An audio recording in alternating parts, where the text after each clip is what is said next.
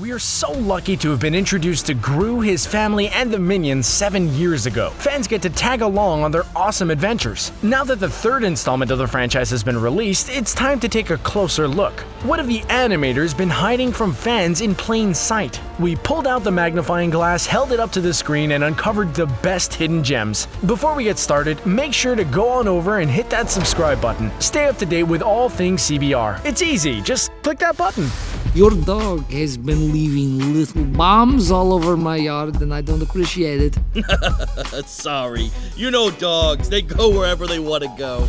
Movie world has ties to the real world. It's easy to believe that because a film is animated, it means things in it are not real. Animated characters and buildings are not a part of our everyday lives. You don't enter a cartoon building to go to work in the morning. You don't pass a 3D Gru walking down the street. Animated characters aren't a part of our world, aside from the movie posters and merchandise. However, that doesn't mean our world can't seep into the Despicable Me universe. In fact, animators did an excellent job of slipping in references and pictures of real-life people, places, and things into the film. You may have been too busy enjoying the films to notice. For example, the Lehman Brothers name is shown underneath the Bank of Evil. The Lehman Brothers is a real bank. Gru reads a story to his 3 daughters. It's called Sleepy Kittens. That book is available for purchase in your local bookstore. 2 super hidden references are in Gru's house. Even in the animated world, characters like to decorate their walls with paintings. Artists hid 2 very famous paintings in the background of Gru's house, the Mona Lisa and Starry Night. We've only named a few here, but can you find other references animators hide? Wait! I haven't told you what it is yet. The real number of Minions. One of the best parts of the Despicable Me franchise is, of course, the Minions. While they bring a lot of chaos to the films, they also bring an equal amount of joy. We certainly can't get enough of them in our lives. How many Minions are there actually? The animators of the 3 films have tried to hide the actual number of Minions that there are in the universe.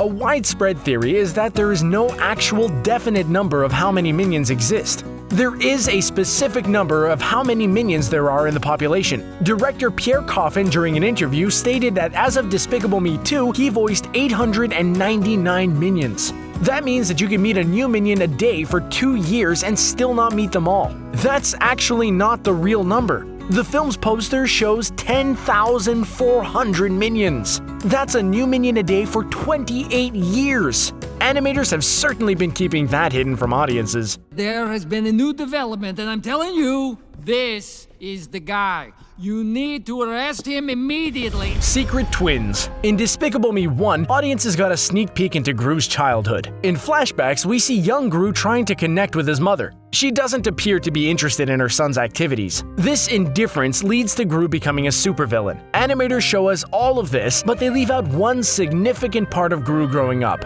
Animators have been hiding Gru's long-lost, funny, and charming twin brother this whole time.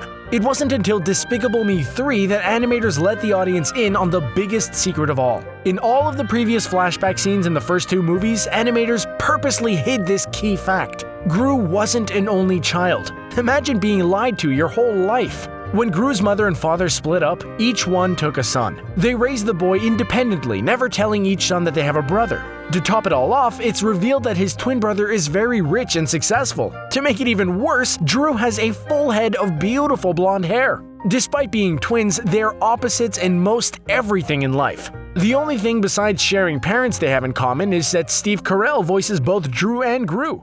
It's really smooth. Sometimes I stare at it and imagine a little chick popping out.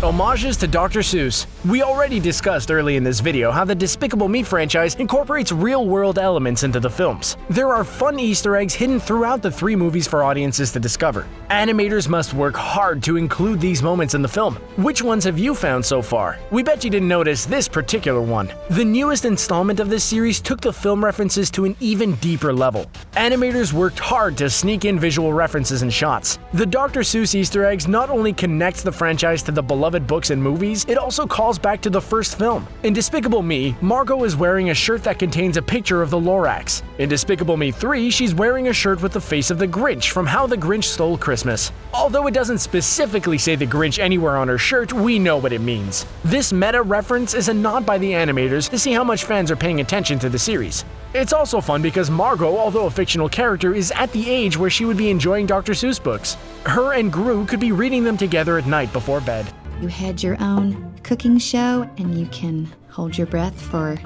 30 seconds. It's not that impressive. Gru's daughters and the Minions. The year 2010 is known for many things. The Winter Olympics were held in Vancouver, Canada. The world was introduced to Despicable Me, which means the world got its first taste of the Minions. No doubt those little yellow fellows changed audiences' lives and internet memes forever. Minions have stolen the hearts and minds of the world, and you can't go on the internet without seeing a meme, picture, or references to these yellow dudes. Did you know that in the first Despicable Me, animators were both hiding and foreshadowing something when they drew these evil henchmen? When the animators drew the 3 lead minions, they drew them to resemble Gru's future adopted daughters. By the start of the second film, Gru has formed a family with Agnes, Margo, and Edith. When you put those original minions side by side with the 3 young girls, you can see the subtle hints the animators incorporated. The minions structurally resemble the daughters. There are 2 shorter minions, like the 2 shorter sisters Agnes and Edith. Margo is the tallest, like her minion counterpart. The baby has sprout hair like the minions. If you watch closely, the animators incorporated similar gestures and quirks to subtly tie the characters together. Up ahead! Up ahead! Fire! Fire now! What happened to Kevin? Everyone has a favorite minion. What isn't there to love about these little yellow nuggets? One of the most beloved minions of the Despicable Me franchise is Kevin.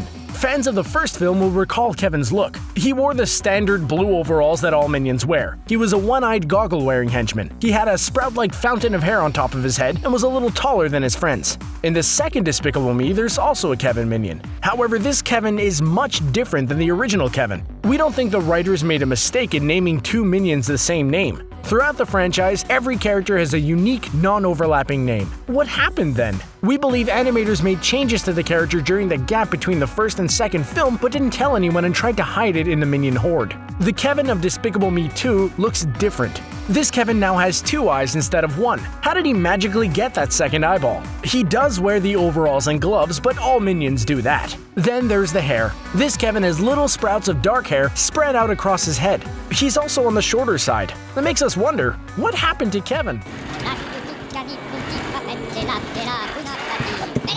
Minion Maid opening the door. Isn't it adorable when the minions dress up? They're already so cute in their overalls and goggles, but when you get them in a costume, it's like the frosting on the cake. As henchmen, they sometimes have to dress up in disguises in order to go undercover. Over the course of the 3 films, we've seen them dress up in several costumes. One of the most memorable costumes is the maid's outfit from Despicable Me 2. The minion is wearing the standard black and white outfit with the ruffles in front. He's carrying a feather duster and wearing a little white hat. To distract from the continuity errors, they tried to keep the focus on the minions. However, they didn't do a good job of hiding the errors.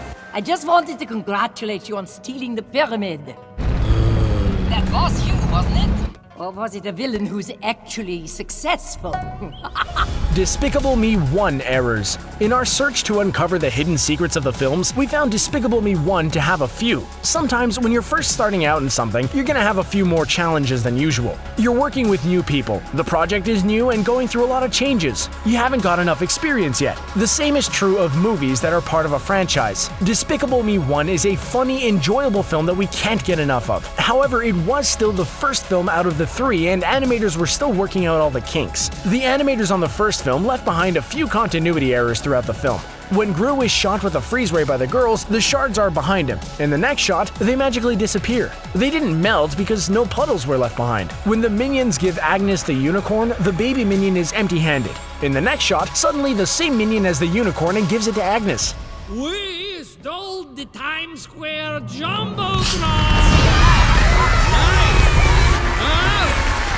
Disappearing and reappearing eyes. While there are many differences between an animated film and live action, there's one significant difference audiences should think about. In animated films, the artist must draw every single individual picture on screen. Sometimes they can spend hours drawing just one face or object. Then, to give the illusion of motion, they must repeatedly draw the same scene, only with slight variations. String them together and you have an animation. In live action, the actors make all the movement. They walk across the screen and it's done. They don't have to remember exactly every detail the way an animator does. The animators seem to have a tough time in keeping all the details straight. When that happens, there are major discrepancies between one shot and the next. This means that sometimes the animators must try and hide these errors. In Despicable Me 3, there's the scene in the car. The bartender clearly has one eye. That's the kind of thing that you notice when watching. In one shot, he turns his head to the left. From the side view, animators put in a right eye. You can see the eye is open. When he looks back at the screen,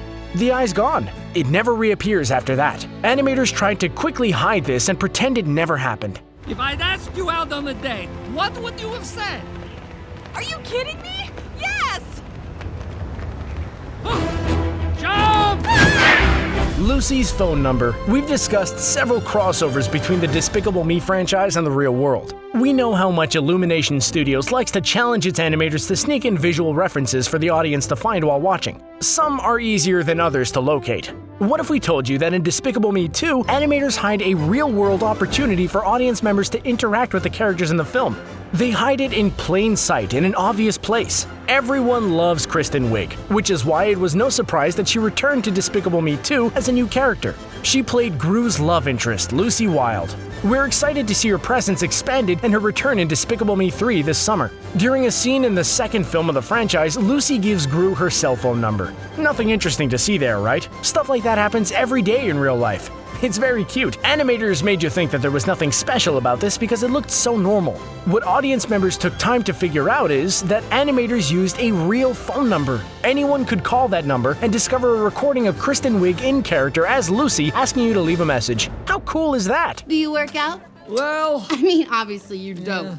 But would you consider it, huh? Physical fitness is very important to Shannon, as you can tell, right, huh? We unlocked some serious hidden treasures in this video. Now that we shed light on the secrets of Despicable Me, do you feel smarter? Do you think that there are more to uncover? What are you most excited to learn? Let us know in the comments below, and let us know if we missed anything. While you're here, don't forget to like and share our video. Oh, and don't forget to subscribe and check out our videos in the CBR playlist. And as always, thanks for watching.